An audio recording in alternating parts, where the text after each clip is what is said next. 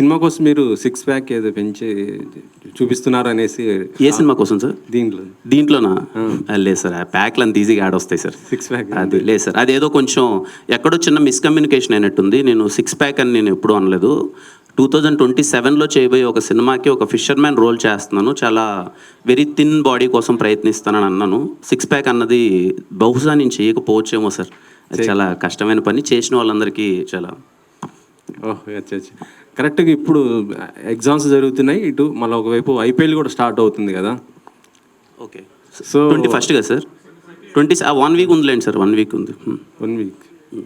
So మీకేం ఇబ్బంది లేదైతే? అదే సార్, కొంచెం అయితే మా మధ్యలో అయితే డిస్కషన్ ఉంది sir. To be very honest, ఏంటి అన్న రాంగ్ సీజన్ 14th రావడం అన్నది, ఎగ్జామ్స్ ఐపీఎల్ ఇవన్నీ ఉన్నాయి కదా, కలెక్షన్స్ మీద ఏమన్నా ఇంపాక్ట్ అవ్వచ్చేమో అని. బట్ ఇంకా మేము సినిమాని ఎక్కువ డిలే చేసుకునే ఉద్దేశంలో లేము. వీఆర్ ఎక్స్పెక్టింగ్ ట్రైలర్ ఈరోజు మీకు అందరికీ నచ్చింది అనుకుంటున్నారు కాబట్టి, ట్రైలరు పాటలు అంతా నచ్చాయి కాబట్టి March 14th అందరూ థియేటర్కి వచ్చి, లాంగ్ వీకెండ్ కదా sir, Friday Saturday Sunday holiday కాబట్టి అందరూ, హోలీ అన్నా కూడా కొంచెం సెలబ్రేషన్స్ ఉంటాయి కదా, అందరూ థియేటర్కి వెళ్తారు అనుకుంటున్నాం సార్. టైటిల్ సిద్ధార్థగా పెట్టారు, ఏంటి అంటే రీజన్ ఏంటి?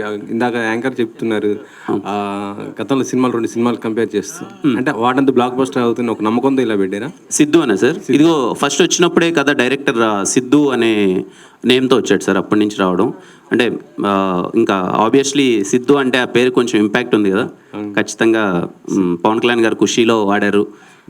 ఖచ్చితంగా అదేమన్నా మీకు నచ్చుతుందేమో అనుకుంటున్నాను సార్. హోప్స్. ఓకే.